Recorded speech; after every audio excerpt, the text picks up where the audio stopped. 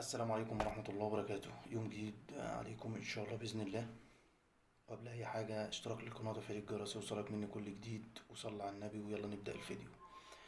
آه، بكرة يا جماعة يعني مباراة بيراميدز والزمالك، يعني مباراة قوية جدا. الفرقتين بيلعبوا بلعب إن هو يعني كل فريق عايز ياخد ال3 نقط، ولو ما خدش ال3 نقط ما يخسرش.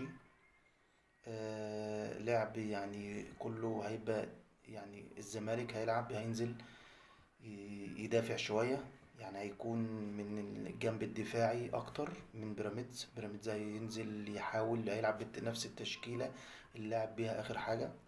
والزمالك برضو نفس التشكيلة بس هيغير. يعني هيلعب بمهاجم واحد، يا ناصر منسي وبيزيرا مش هيلعب للإصابة، يعني هيكون معاهم بس بره في الاحتياطي. وإن شاء الله بإذن الله نشوفوا مباراة كويسة من الجانب الفني الإداري، اللعب في الملعب، اللعيبة يكون في لعب بشكل أفضل وأحسن.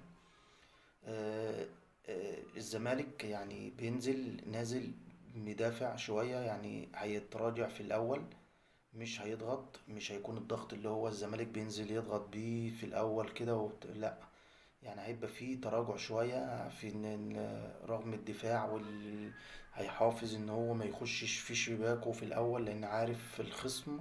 فريق بيراميدز ليه كل الاحترام، فريق قوي، فريق معاه سكواد عالي، معاه لعيبة عالية، معاه لعيبة على أفضل مستوى، على أحسن مستوى، لعيبة بتلعب كورة، لعيبة عارفة ازاي بتخلص في الوقت المناسب. لعيبة ما يعني ما ينفعش ان انت تفتح الملعب قدامها زي اي فريق، ما ينفعش ان انت تلعب قدامها تهاجم طول ال90 دقيقة، مش هتقدر، لانه ده فريق قوي، فريق يعني عنده سرعات، فريق عنده تحولات في الملعب، بيحول الكورة بشكل افضل واحسن. وان شاء الله باذن الله التوفيق للزمالك وبيراميدز ولكل انديتنا المصريه، عشان خاطر اللعيبه تكون في افضل حاله واحسن حاله لمنتخب مصر وفي كاس العالم ان شاء الله باذن الله. والتوفيق للزمالك وبيراميدز. قبل اي حاجه صلى على النبي واعمل اشتراك للقناه وتفعيل الجرس يوصلك مني كل جديد. النهارده مباراه المصري وانبي، تعادل المصري مع انبي 2-2، وفوز سيراميكا على سموحة 2-0. أداء يعني بصراحة أفضل من جانب سيراميكا، يعني سيراميكا بصراحة لعب ماتش كويس، لعب مباراة كويسة جدا.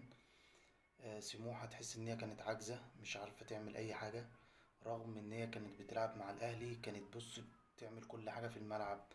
يعني هي ما راحتش كتير بالكورة، بس يعني كل كورة بتروح مركزين فيها، كل كورة بيلعبوها مركزين فيها. كان بيلعب لعب يعني دفاعي أكتر من الهجوم، مقفلين من أول التلت بتاعهم، مقفلين تقفيل جامد. النهاردة ما شفناش كل ده، بيلعبوا لعب مفتوح. سيراميكا كانت بتلعب براحتها، سيراميكا لو عندها يعني ناس بتخلص بجد كانت حلها فازت اكتر من كده، كان طلعت بنتيجة اكبر من كده 5-6، بس اللعب كان يعني كان مفتوح. سيراميكا ما يعني كانت بتلعب لعب ان هو يفوز اي نتيجة وخلاص، اي فوز باي نتيجة، المهم ان هم ياخدوا 3 نقط. سموحة بتلعب لعب يعني غير ما كانت بتلعب قدام الاهلي، ودي اللي هنشوفه المطوشة اللي جاية. وإن شاء الله بإذن الله مباراة الزمالك وبيراميدز بكرة إن شاء الله بإذن الله، ونشوفوا مباراة كويسة، وعايزين نشوفوا الدوري يشتعل تاني ويكون أفضل وأحسن.